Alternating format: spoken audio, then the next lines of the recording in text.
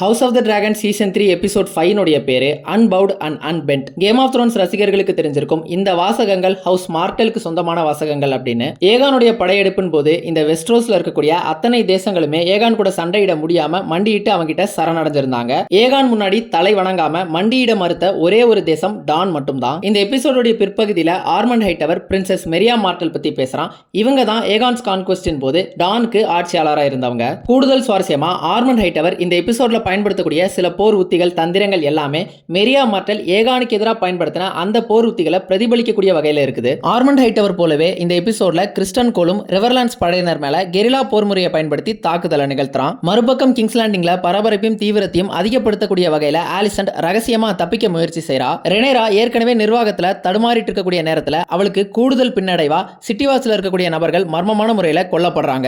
இறுதியா இடையில 2-3 எபிசோடா காணாமல் போன ஏமன் டர்கேரியனை இந்த எபிசோட்ல காமிக்கிறாங்க. அவனை வச்சு ஆலிஸ் ரிவர்ஸ்க்கு சில முக்கியமான திட்டங்கள் இருக்க மாதிரியும் தெரியுது. எல்லாத்தையும் பத்தி இந்த எபிசோட்ல பாத்துருவோம். ரிவர்லாண்ட்ஸ் படையினர்கள் ரெனேரா உத்தரவின் பேர்ல கிங்ஸ் லேண்டிங்க்கு போகாம டம்பிள்டனுக்கு போயிட்டு இருக்காங்க. ஆனா அவங்களுடைய பயணம் அப்படிங்கிறது தாமதப்படுத்தப்பட்டிருக்குது. இதுக்கு முக்கியமான காரணம் கிறிஸ்டன் கோல் தான். கிறிஸ்டன் கோலுடைய படை ரிவர்லாண்ட்ஸ் படையினரோட 200க்கு 1ங்கிற விதம் சுருங்கி போயிருக்குது. இந்த தருணத்துல ரிவர்லாண்ட்ஸ் படையினரோட நேரடியா யுத்தகலத்துல சந்திக்க முடியாத காரணத்தினால அவன் கெரிலா போர் முறையை அவங்களுக்கு எதிராக பயன்படுத்துறான். அதாவது அவங்கள மறைஞ்சிருந்து தாக்குறது, அவங்க கடந்து செல்லக்கூடிய ஆற்று பாலங்களை எரிக்கிறது, அந்த படையினர்கள் பதிலடி கொடுக்கறதுக்கு முன்னாடி அங்கிருந்து தப்பிச்சு போயிடுறது, இந்த மாதிரியான தாக்குதலை மேற்கொண்டுட்டு இருக்கிறான். இப்ப இவங்க அடுத்து கடக்க வேண்டிய அந்த ஆற்று பாலமும் சிதைக்கப்பட்டிருக்குது. அதனால ஆஸ்கர் டலி இப்ப இவங்க இருக்கிற இந்த இடத்துல இருந்து ஸ்டோனி செப்னு இன்னொரு இடத்துக்கு போக சொல்லி அங்க ஒரு மாற்று பாதையை டம்பிள்டனை நோக்கி போறதுக்காக ஏற்பாடு பண்ண சொல்றான். ஆனா இதுல இருக்கக்கூடிய பிரச்சனை என்ன அப்படின்னா, இது நேரடியான பாதை கிடையாது, கொஞ்சம் சுத்து பாதை. இதன் வழியா டம்பிள்டனுக்கு போகணும் அப்படின்னா மேலும் சில வாரங்கள் தாமதிக்கப்படலாம். வென்ட்ரு வுல்ஃப்ஸ் தலைவரான ராட்ரிக் டஸ்டின் அவருடைய வுல்ஃப்ஸ் படையோட போய் கிறிஸ்டன் கோலை கொண்டு இந்த பிரச்சனைக்கு ஒரு முடிவு கட்டிடலாம்னு சொல்றாரு. ஆனா இது வெறுமனே நேர விரயத்தை தான் உண்டாக்கும் அப்படிங்கறத புரிஞ்சுக்கிற ஆஸ்கர் டலி அந்த மாதிரி செய்யாம அதுக்கு பதிலா கிறிஸ்டன் விளையாடக்கூடிய இந்த விளையாட்டை அவனுக்கு எதிராகவே விளையாடி பார்க்க முடிவு பண்றான். இதனுடைய நீட்சியா தான் கிறிஸ்டன் கோல் படையினர்கள் போற அந்த வழியில குதிரைகளுடைய குழம்புகளை சேதப்படுத்தக்கூடிய வகையில ஒரு பொரிய வச்சிருப்பாங்க. இவங்க கூட சேர்த்து நமக்கு லார்ட் பைப்பரையும் காமிச்சிருப்பாங்க. இவங்க பிங்க் மேடன் அப்படிங்கிற அந்த இடத்தை ஆட்சி செய்றவங்க. போன சீசன்ல சாம்பிள் பிளாக்வுட் பிராக்கன்ஸ்க்கு எதிராக ஒரு சில குற்றங்களை செஞ்சிருப்பான். அதை பத்தி முறையிடுறதுக்காக டேமன் கிட்ட நிறைய ரிவர் லார்ட்ஸ் வந்திருப்பாங்க. அதுல இந்த பைப்பரையுமே நம்ம பார்த்திருக்க முடியும். அவரை கிறிஸ்டன் கோல் மறைஞ்சிருந்து தாக்கி கொலையுமே செஞ்சிருவான். ஏமன் டர்கேரியனை கொல்றவனுக்கு ஹாரன்ஹால் வழங்கப்படும்னு ரெனேரா சொன்னதை தொடர்ந்து ஹாரன்ஹாலுக்கு ஏமன் டர்கேரியனை தேடி நிறைய பேர் வந்துகிட்டு இருக்காங்க. ஆனா ஆலிஸ் ரிவர்ஸ் வர்ற எல்லாரையுமே ஏமன்ட சந்திக்க விடாம தடுத்துக்கிட்டு இருக்கா. ஆலிஸ் ரெனேராவை நன்றி கெட்ட அரசி அப்படின்னு சொல்லியிருப்பா. போன சீசன்ல இந்த ரிவர்லாண்ட்ஸ்க்கு லார்டா இருந்த குரோவர் டலிய ஆலிஸ் ரிவர்ஸ் தான் கொலை செஞ்சிருப்பா. அதை நமக்கு ஷோல காமிச்சிருக்க மாட்டாங்க. அதை தொடர்ந்து தான் ஆஸ்கர் டலி ரிவர்லாண்ட்ஸ்க்கு லார்டா இருப்பான். அதன் பிறகுதான் 40,000 ரிவர்லாண்ட்ஸ் வீரர்கள் ரெனேராவுக்கு ஆதரவா படையா திரண்டிருப்பாங்க. அந்த படை உருவாகிறதுக்கு ஆலிஸ் ரிவர்ஸ்னுடைய பங்கு முக்கியமானது தான். ஆனா அவளுக்கு ஹாரன்ஹால் அப்படிங்கிறது வழங்கப்படல. அதனால கூட அவ இப்படி சொல்லியிருக்கலாம். வந்திருக்க நபர்கள் கிட்ட ஆலிஸ் இங்க ஏமன் டர்கேரியன் இல்ல, ஆனா இங்க பேய்கள் தான் இருக்குது அப்படின்னு சொல்லியிருப்பா. அதாவது இந்த ஹாரன்ஹால் கோட்டையை கட்டும் பொழுது இறந்து போன நபர்கள் எல்லாம் இங்க பேயா உலாவிட்டு இருக்காங்க அப்படின்னு சொல்லியிருப்பா. இந்த ஹாரன்ஹால் கோட்டையை ஹவுஸ் ஹோரஸ் சேர்ந்த ஹாரன் த பிளாக் அப்படிங்கிற நபர் தான் கட்டியிருப்பான். அவன் தான் ஏகான்ஸ் கான்குவெஸ்ட்க்கு முன்னாடி இந்த ரிவர்லாண்ட்ஸ் மற்றும் அயன் ஐலாண்ட்ஸ் இந்த ரெண்டுக்குமே அரசனா இருந்து ஆட்சி செஞ்சிருப்பான். இந்த ஹாரன்ஹாலை கட்டும் பொழுது நிறைய நபர்கள் இறந்து போயிருப்பாங்க. அதன் பிறகு ஏகான் த கான்கரர் முன்னாடி ஹாரன் சரணடைய மறுத்ததன் பொருட்டு தன்னுடைய டிராகனை வச்சு இந்த ஹாரன்ஹால் கோட்டையை எரிச்சிருப்பாரு. அந்த ஒரு சம்பவத்திலும் நிறைய பேர் இறந்து போயிருப்பாங்க. இன்னைக்கு நம்ம பார்க்கக்கூடிய இந்த சிதிலங்கள் எல்லாமே அந்த சம்பவத்தினுடைய எச்சங்கள் தான். இந்த மாதிரி இத்தனை பேருடைய ரத்தத்தை காவு வாங்கியும் கூட இவளுக்கு இன்னும் தாகம் அடங்கல அப்படின்னு ஆலிஸ் ரிவர்ஸ் இந்த கோட்டையை ஒரு பெண்ணா உருவகப்படுத்தி சொல்லியிருப்பா. இந்த ரிவர்லாண்ட்ஸ்ல இருக்கக்கூடிய மக்கள் எல்லாமே ஓல்டு காட்ஸை வழிபடக்கூடியவங்களா இருப்பாங்க. இந்த ஹாரன்ஹாலுக்கு பக்கத்துல இருக்கக்கூடிய இந்த காட்ஸை வேர்வுட் மரம் கூட இந்த ஓல்டு காட்ஸ்க்கு புனிதமான ஒரு மரம் தான். அந்த மரத்துக்குமே கூட இந்த மாதிரி ரத்த காவு கொடுத்து தியாகம் செய்யறது அப்படிங்கிறது வழக்கத்துல இருக்கிற ஒண்ணுதான். முந்தைய எபிசோட்ஸ்ல ஆலிஸ் டேமன் கிட்ட பேசும்பொழுது ஹாரன்ஹாலை தவிர தனக்கு எந்த ஒரு சன்மானமும் தன்னுடைய பசியை தீர்க்காது அப்படின்னு சொல்லியிருப்பா.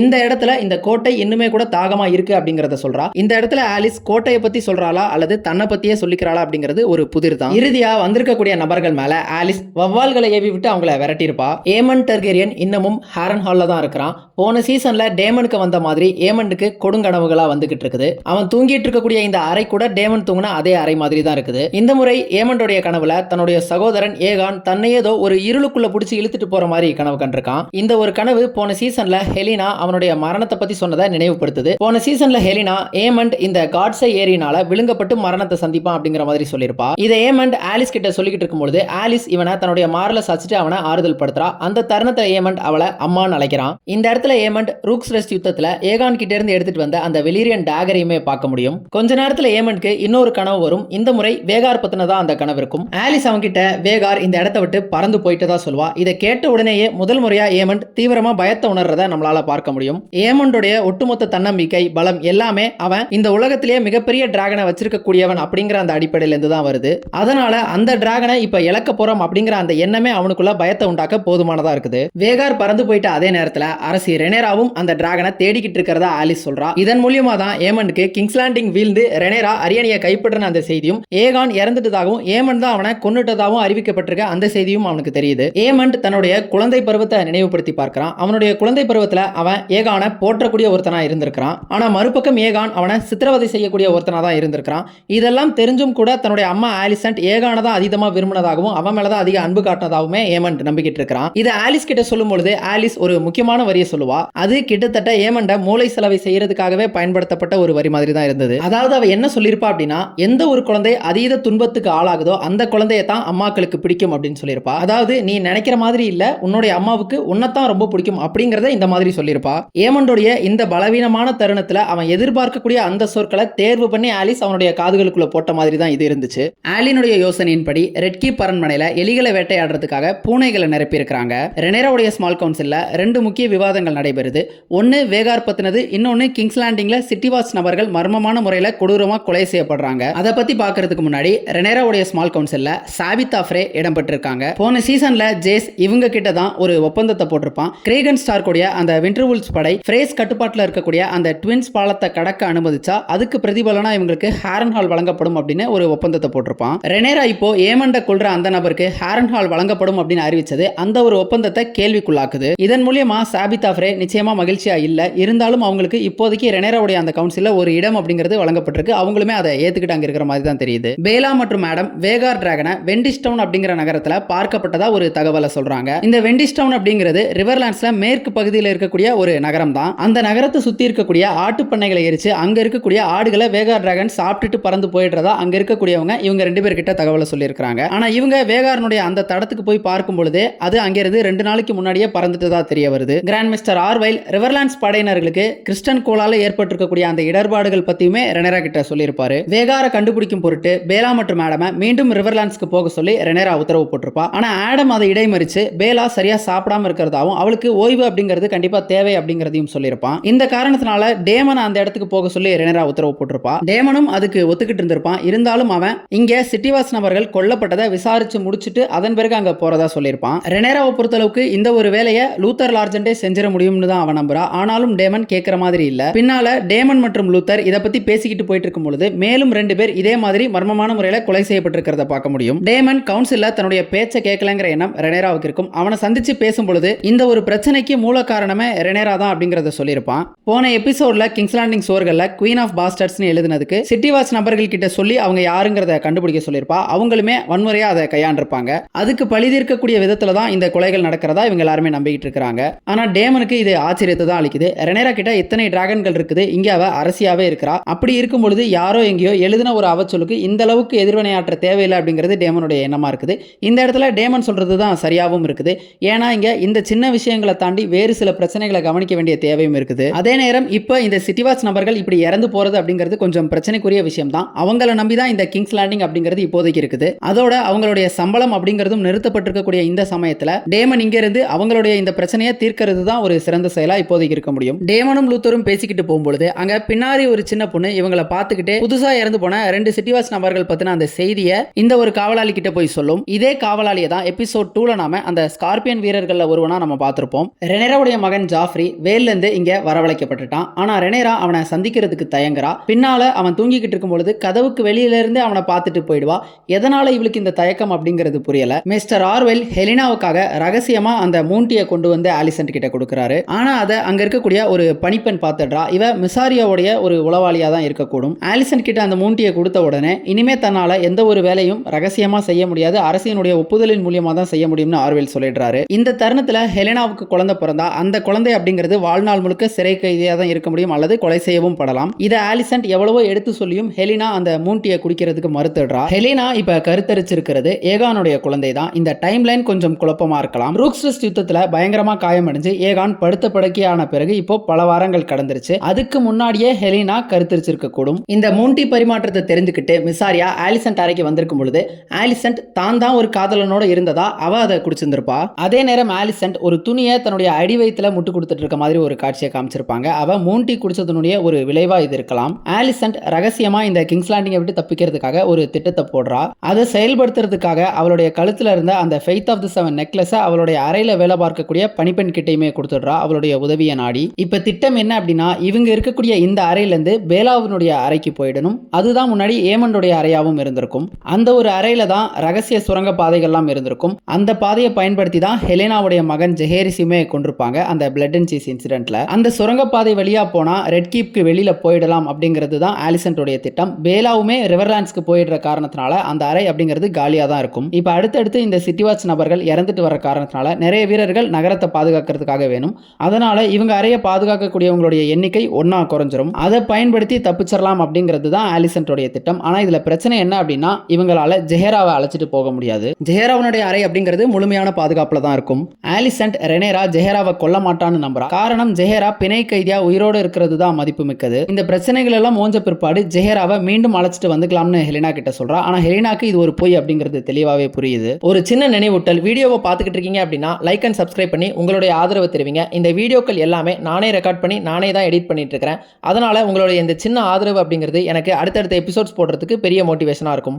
ஏகான் மற்றும் லாரிஸ்க்கு வேகார் வெண்டிஸ் டவுன்ல பார்க்கப்பட்ட அந்த செய்தி வந்து சேர்ந்திருக்குது. அவன் ஏமண்டை தேடிக்கிட்டு அந்த இடத்துக்கு போகலாம் அப்படிங்கிற முடிவை எடுத்திருக்கிறான். ஆனா பிரச்சனை என்ன அப்படின்னா, அது ஏற்கனவே சொன்ன மாதிரி ரிவர்லாண்ட்ஸ்னுடைய மேற்கு பக்கமா இருக்குது. இவங்க இருக்கக்கூடிய ரூக்ஸ் ரெஸ்ட் அப்படிங்கிறது வெஸ்ட்ரோஸ்னுடைய கிழக்கு பகுதியில் இருக்குது. இதனுடைய அர்த்தம் என்ன அப்படின்னா, இந்த ஒட்டுமொத்த கண்டத்தையும் குறுக்கால நடந்தே இவங்க கடந்தாகணும் அந்த இடத்த போய் அடையிறதுக்கு. அது சாத்தியம் இல்லாத ஒண்ணுதான். ஆனா அதையும் மீறி இவங்க அந்த இடத்தை அடைஞ்சு ஏமண்டை கண்டுபிடிச்சிட்டா கூட ஏகானால என்ன செஞ்சிட முடியும் அப்படின்னு லாரிஸ் கேட்கிறான். அதாவது ஏகானுடைய இந்த நிலையில ஏமண்டையோ வேகாரையோ சந்திக்க முடியுமா, வீழ்த்திட முடியுமா அப்படிங்கிற அந்த கேள்வியை முன்வைக்கிறான். தன்னுடைய இந்த நிலைக்கு ஏமன் தான் காரணம், அவனை கண்டுபிடிச்சு தான் கொல்ல போறதா சொல்றான். அல்லது அந்த முயற்சியில செத்தாலும் பரவாயில்ல அப்படிங்கறத சொல்றான். கொஞ்சம் முன்னாடி ஏமண்ட் ஆலிஸ் கிட்ட தன்னுடைய குழந்தை பருவம் பத்தியும் அவனுடைய சகோதரனுக்கு இடையில இருந்த உறவை பத்தியும் சொல்லியிருப்பான். அதே மாதிரி ஏகான் இப்போ அவனுடைய குழந்தை பருவத்தையும் ஏமண்டுக்கும் அவனுக்குமான அந்த உறவை அவனுடைய பார்வையிலிருந்து சொல்றான். ஏகானை பொறுத்தளவுக்கு ஏமன் தான் இவங்க ரெண்டு பேர்ல சிறந்த ஒரு மகனா இருந்திருக்கிறான். வாழ்வீச்சாகட்டும் படிப்பாகட்டும் எல்லாத்தையுமே உடனடியாக கத்துக்கக்கூடிய ஒருத்தனாவும் இருந்திருக்கிறான். அதே நேரம் ஹை விலேரியன் மொழியில புலமையும் அதிகம் பெற்றிருக்கிறதாவும் சொல்றான். இது எல்லாத்துக்கும் மேல ஆலிசன்ட் ஏமண்ட் தான் அதிகம் நேசிச்சதா ஏகானும் நம்பிக்கிட்டு இருக்கிறான். இதுல இருக்கக்கூடிய முரணும் துயரமும் என்ன அப்படின்னா, இந்த ரெண்டு சகோதரர்களுமே தங்களுடைய அம்மா இன்னொரு மகனை அதிகம் நேசிச்சதா தான் நம்புறாங்க. அதுல எது உண்மை அப்படிங்கிறது தெரியல. ஆனா இதுல இருந்து தெளிவா தெரியக்கூடியது என்ன அப்படின்னா, ஆலிசன்ட் இந்த ரெண்டு பேருக்குமே ஒரு நல்ல தாயா இல்ல அப்படிங்கிறது தெரியுது. ஏமன் கிட்ட ஆலிஸ் அவன் விரும்பக்கூடிய வார்த்தைகளை சொல்லியிருப்பா. ஆனா அந்த மாதிரி இல்லாம ஏகான் கிட்ட லாரிஸ் உண்மையை முகத்துல அறையிற மாதிரி சொல்லியிருப்பான். ஏகானை பொறுத்தளவுக்கு அவன் கிங் விசேரிஸனுடைய முதல் மகன். அவனுக்கு கிடைச்ச அந்த வசதிகள் வாய்ப்புகள் அப்படிங்கிறது யாருக்குமே கிடைக்காத ஒண்ணுதான். அவனுக்கு பாடம் கற்பித்த ஆசிரியர்கள் ஆகட்டும், அவனுக்கு பயிற்சி அளிச்ச நைட்ஸ் ஆகட்டும், இவங்க எல்லாருமே தலை சிறந்தவர்களா தான் இருந்திருப்பாங்க. இதெல்லாம் இருந்துமே கூட அவனால ஒரு மகத்துவம் பொருந்திய இடத்துக்கு வர முடியல. அதுக்கு பதிலா குடிக்கிறதுலயும் சராசரியான கேளிக்கைகளில் ஈடுபடுறதுலயுமே தன்னுடைய காலத்தை கழிச்சுக்கிட்டு இருந்தான் ஏகான். லாரிஸ் அதோட நிறுத்தாம ஏகான் ஒரு மோசமான அரசன் அப்படிங்கிறதையும் தாண்டி அவன் ஒரு மோசமான மனிதன் அப்படின்னு சொல்லியிருப்பான். கிறிஸ்டன் கோலும் அவனுடைய படையினரும் ஸ்டோனி செப்ட் நோக்கி போய்கிட்டு இருந்திருப்பாங்க. அந்த இடத்துக்கு தான் அடுத்து ரிவர்லாண்ட்ஸ் படையினர்கள் போவாங்க அப்படிங்கிறத கணிச்சு அவங்களுக்கு முன்னாடி அங்க போய் அவங்க ஏற்படுத்தக்கூடிய மாற்றுப்பாதையை இல்லாமல் ஆக்கணும் அப்படிங்கிறது தான் கிறிஸ்டனுடைய திட்டம். அதன் பிறகு குவென் கிறிஸ்டன் கோல ஓல்ட் டவுனுக்கு அழைச்சிருப்பான். அங்க அவனுக்கு ஒரு வீடு ஏற்படுத்திக்கலாம் அப்படிங்கிற மாதிரியும் கூப்பிட்டுருப்பான். போன எபிசோட்ல தான் கிறிஸ்டன் தனக்கு வீடு அப்படிங்கிறதே கிடையாதுன்னு சொல்லியிருப்பான். இப்போ குவெயின் ஒரு அன்பின் வெளிப்பாடா கிறிஸ்டனுக்கு இப்படி ஒரு அழைப்பு விடுக்கிறான். ஆனா கிறிஸ்டனுக்கு இந்த மாதிரியான எண்ணங்கள் எதுவும் இல்லை அப்படிங்கிறத குவெயின் கிட்ட பின்னாடி அவன் பேசும்பொழுது நம்ம தெரிஞ்சுப்போம். இப்போ அவங்க போய்கிட்டு இருக்கும் பொழுது அவங்களுடைய குதிரைகள் எல்லாமே இரும்பாலான முட்கள்ல கால் தடம் பதிஞ்சு சேதமாகி கீழே விழுந்திருக்கும். இதன் பிறகு இவங்க ரிவர்லாண்ட்ஸ் படையினரை தொடரணும் அப்படின்னா நடந்தே தான் தொடர வேண்டியது இருக்கும். கோல்டு க்ளோக்ஸ் கொல்லப்பட்ட அந்த செய்தி இங்க ஆர்மண்ட் ஹைட்டவருக்கு வந்து சேர்ந்திருக்குது. ஆர்மண்ட் ஹைட்டவர் சுத்தத்தை பேணக்கூடிய ஒருத்தன் அப்படிங்கறத அடிக்கோடிடுற விதமா இந்த ஒரு தூத காக்கைக்கு பதிலா புறாவில் அனுப்பியிருப்பாங்க. அதே நேரம் அங்க டேரான் ஹைட்டவர்ஸ் பத்தியும் அவங்களுடைய அந்த யுத்தங்கள் பத்தின வரலாறை படிச்சுக்கிட்டு இருந்திருப்பான். அவன் வெவ்வேறு வம்சாவளிகளோட ஹைட்டவர்ஸ் எப்படி மோதி ஜெயிச்சாங்க அப்படிங்கறது எல்லாத்தையும் படிச்சுட்டு வந்திருப்பான். ஆனா ஆர்மண்ட் ஹைட்டவருக்கு பிரின்சஸ் மெரியா மார்டல் பத்தி பேசுறதுக்கு தான் விருப்பமா இருந்திருக்கும். ஏகானுடைய படையெடுப்புல அவனுடைய டிராகன்களுக்கு எதிராக மெரியா மார்டலுடைய போராட்டங்களும், இப்போ ஆர்மண்ட் ஹைட்டவர் ரெனேராவுடைய டிராகன்களுக்கு எதிராக இருக்கக்கூடிய இந்த நிலைமையும் கிட்டத்தட்ட ஒரே மாதிரி தான் இருக்குது. அதனால அவன் மெரியா மார்டல் கிட்ட இருந்து சில பாடங்களையும் கத்துக்கிற மாதிரியும் தெரியுது. கொஞ்ச நேரத்துல அவன் டேரான் கிட்ட பேசிக்கிட்டு இருக்கும் பொழுதுமே ஒரு சாதுரியமான தந்திரமான மூளை இருந்தா எவ்வளவு பெரிய காட்டுமிராண்டித்தனமான மிருகத்தையுமே எதிர்த்திட முடியும் அப்படிங்கறதையும் சொல்லியிருப்பான். அதை தான் மெரியா மார்டலும் ஏகானுடைய டிராகன்களுக்கு எதிராக செஞ்சிருப்பாங்க. ஏகான்ஸ் கான்குவெஸ்ட் சமயத்துல இந்த மெரியா மார்டல் ஆட்சியில் இருக்கும் பொழுது அவங்களுக்கு கிட்டத்தட்ட 80 வயசாயிருக்கும். வெஸ்ட்ரோஸ்னுடைய மற்ற பகுதிகள் மாதிரி இந்த டான் நாட்டை அரசனோ அரசியோ ஆட்சி செய்ய மாட்டாங்க. அதுக்கு பதிலாக இளவரசர்களும் இளவரசிகளும் தான் ஆட்சி செய்வாங்க. ஏகானுடைய மனைவியான குயின் ரேனிஸ் டார்கேரியன் இங்க டானுக்கு வந்து இந்த மெரியா மார்டலை சந்திச்சிருப்பாங்க. அவங்கள சந்திச்சு சரணடையவும் உத்தரவு போட்டிருப்பாங்க. ஆனா மெரியா மார்டல் அதுக்கு ஒத்துக்கிட்டு இருந்திருக்க மாட்டாங்க. அவங்க என்ன சொல்லியிருப்பாங்க அப்படின்னா இந்த டான் தேசத்துக்கு அரசனோ அரசியோ கிடையாது அப்படிங்கறத சொல்லியிருப்பாங்க. அதோட சேர்த்து உங்களால எங்களை எரிக்கத்தான் முடியும், ஆனா எங்களை தலைவணங்க செய்யவோ அல்லது மண்டியிட செய்யவோ முடியாது அப்படிங்கறதையும் சொல்லியிருப்பாங்க. மெரியா மார்டல் டிராகன்களை நேரடியா யுத்தகலத்துல சந்திக்கிறது நிச்சயிக்கப்பட்ட ஒரு மரணத்துல தான் கொண்டு போய் விடும் அப்படிங்கறத அறிஞ்சே தான் இருந்தாங்க. அதனால அவங்க வேறு மாதிரியான சில போர் உத்திகளை கையாண்டாங்க. ஒவ்வொரு முறையும் டார்கேரியன்ஸ் இந்த டான்ல இருக்கக்கூடிய சின்ன சின்ன கோட்டைகள் எல்லாத்தையும் கைப்பற்ற வரும்பொழுது அந்த கோட்டைக்குள்ள யாருமே இருந்திருக்க மாட்டாங்க. அங்க இருக்கக்கூடிய வீரர்கள் மக்கள் எல்லாரையுமே அப்புறப்படுத்திருப்பாங்க மெரியா மார்டல். அவங்க எல்லாரையும் இந்த டான்ல இருக்கக்கூடிய பாலைவனங்கள்லையும் மணல் புதைகள்லையும் மலைகளையும் அவங்கள ஒளிஞ்சிருக்க சொல்லிடுவாங்க. டார்கேரியன் வீரர்கள் எதிர்பாராத நேரத்துல அவங்களுடைய உறக்கத்துல இருக்கும் போது தாக்குறது இந்த மாதிரியான தாக்குதலை நிகழ்த்தியிருப்பாங்க. அதோட சேர்த்து இந்த டான் நாட்டினுடைய அந்த பாலைவன நிலப்பரப்பை இவங்களுடைய சாதகத்துக்கு பயன்படுத்தி டார்கேரியன் படையினரை அயற்சி உரை செஞ்சிருப்பாங்க மெரியா மார்டல். இறுதி வரைக்குமே அப்பையிலிருந்து இந்த ஹவுஸ் ஆஃப் த டிராகன் காலகட்டம் வரைக்கும் டான் அப்படிங்கிறது இவங்களுடைய ஆளுகைக்குள்ள வராம தான் இருக்குது. ஆர்மண்ட் ஹைட்டவரும் அந்த ஒரு உத்தியை தான் இப்ப கையாளுறான். அவன் நேரடியா ரெனேராவுடைய டிராகன்ஸை சந்திக்கல, ஆனா இங்க டம்பிள்டன்ல மறைஞ்சிருந்துட்டு கிங்ஸ் லேண்டிங்ல இருக்கக்கூடிய கோல்டு க்ளோக்ஸை கொலை செய்யறது, அதன் மூலியமா கிங்ஸ் லேண்டிங்ல ஒரு நிலையற்ற தன்மையை உருவாக்குறது அப்படின்னு தந்திரத்தின் மூலியமா ரெனேராவை வீழ்த்துறதுக்காக முற்படுறான். இவங்க பேசிக்கிட்டு இருக்கும் பொழுதே இந்த song of ice and fire universe உடைய அந்த செஸ் கேமை விளையாடுவாங்க. அதுல டேரான் டார்கேரியன் ஆர்மண்ட் ஹைட்டவரை வெற்றியும் அடைஞ்சிருவான். ஆனா எங்க இந்த தோல்வி ஆர்மண்ட் ஹைட்டவரை பாதிச்சிருமோ அப்படிங்கிற எண்ணத்துல தான் அதிர்ஷ்டத்தால ஜெயிச்சிட்டதா டேரான் டார்கேரியன் சொல்லுவான். ஆர்மண்ட் ஹைட்டவர் கோவப்பட போற மாதிரி இருக்கும், ஆனா டேரான் டார்கேரியன் கிட்ட வந்து எப்பயுமே வெற்றிக்காக மன்னிப்பு கோரக்கூடாது அப்படிங்கறத சொல்லியிருப்பான். அதன் பிறகு ஆர்மண்ட் டேரானுடைய முகம் பொதித்த தங்க நாணயங்களை உருவாக்கியிருப்பான். அதாவது இப்ப இங்க டேரான் தான் அரசன் அப்படிங்கறத குறிக்கக்கூடிய விதத்துல இந்த நாணயங்களை உருவாக்கி இருக்கிறான். கோல்டு க்ளோக்ஸ் கொல்லப்படுறதை தொடர்ந்து டேமன் மற்றும் லூத்தர் ஒரு நபரை விசாரிச்சுக்கிட்டு இருக்கும் பொழுது இந்த நாணயத்தை அவங்கிட்ட இருந்துமே பார்த்திருப்பாங்க. இதன் மூலியமா தான் இதுக்கு பின்னாலெல்லாம் ஆர்மண்ட் ஹைட்டவர் தான் இருக்கிறான் அப்படிங்கிறதுமே அவங்களுக்கு தெரிஞ்சிருக்கும். ஆடம் மற்றும் பேலா ட்ரைடன் நதிக்கரையை சுத்தி வேகாரை தேடிக்கிட்டு இருக்காங்க. பேலாவை பொறுத்தளவுக்கு ஏமன் மற்றும் வேகார் இவங்க ரெண்டு பேருமே வெஸ்டர்லாண்ட்ஸ்க்கு போயிருப்பாங்களா அப்படிங்கிற அந்த சந்தேகம் இருக்குது. வெஸ்டர்லாண்ட்ஸ் லானிஸ்டர்ஸ் ஆட்சி செய்யக்கூடிய ஒரு இடம். அவங்க கிரீன்ஸ்னுடைய ஆதரவாளர்களும் கூட. பேலா தன்னுடைய எதிர்காலத்தை பத்தி வருத்தப்படுறா. ஜேஸ் இறக்கிறதுக்கு முன்னாடி அவ ஜேஸுக்கு தான் நிச்சயிக்கப்பட்டிருந்தா. ஆனா இப்போ அவளுடைய எதிர்காலம் அப்படிங்கிறது நிச்சயம் இல்லாம இருக்குது. அவ என்ன நினைக்கிறா அப்படின்னா தன்னை ஏதோ ஒரு லாடுக்கு தங்க நாணயங்களையோ பொற்காசுகளையோ எதிர்பார்த்து கல்யாணம் பண்ணி கொடுத்துருவாங்க அப்படிங்கிற மாதிரி நினைக்கிறா. பேலாவுடைய இந்த குற்ற உணர்வை அதீதப்படுத்தும் விதமா ரெனேரா அவளை சந்திச்சு பார்க்கவோ பேசவோ மாட்டா. இதுக்கு முன்னாடி ரெனேரா பேலாவை பார்த்திருந்த போது கூட கண்டும் காணாத மாதிரி போயிருந்திருப்பா. ரெனேரா ரெட் கீப்ல இருக்கக்கூடிய அந்த செப்ட்ல வழிபடுறதுக்காக வந்திருப்பா. ரெனேராவுக்குமே இந்த ஃபெய்த்ல நம்பிக்கை இருக்க மாதிரி எல்லாம் தெரிஞ்சிருக்காது. ஆனாலும் இப்போதைக்கு இதுல தவறு இல்லை அப்படிங்கிற அடிப்படையிலும் தனக்கு ஹை செப்டன் அனாயின்மெண்ட்டை மறுத்த அந்த காரணத்தினால தானும் ஃபெய்த்தை வழிபடக்கூடியவதான் அப்படிங்கிற அந்த பிம்பத்தை உருவாக்குறதுக்காக கூட அவங்க வழிபடுறதுக்காக வந்திருக்கலாம். ஆனா டேமனுக்கு இது நகைப்புக்குரிய ஒரு விஷயமா இருக்குது. அவனை பொறுத்தளவுக்கு இந்த டார்கேரியன்ஸ் எல்லாரும் வெளியரன் இனத்தை சார்ந்தவங்க. இந்த டார்கேரியன்ஸ் அவங்களே கடவுளுக்கு நிகர் அப்படிங்கிற மாதிரி தான் அவன் எண்ணிக்கிட்டு இருக்கிறான். இவங்க பேசிக்கிறத யாரும் ஒட்டு கேட்ட கூடாது அப்படிங்கிற காரணத்துக்காக வெளியரன் மொழியில பேசிக்குவாங்க. டேமன் ரெனேரா கிட்ட இப்ப மொத்தம் 6 கோல்டு க்ளோக் நபர்கள் இறந்து போயிட்டதா சொல்றான். அந்த 6 பேருமே ஒரே விதமா இறந்து போயிருக்கிறாங்க. அவங்களுடைய கழுத்து அறுக்கப்பட்டு குடல் உருவப்பட்டு அவங்க இறந்து போயிருக்கிறதா சொல்றான். ரெனேரா இவ்வளவு நாளா அவ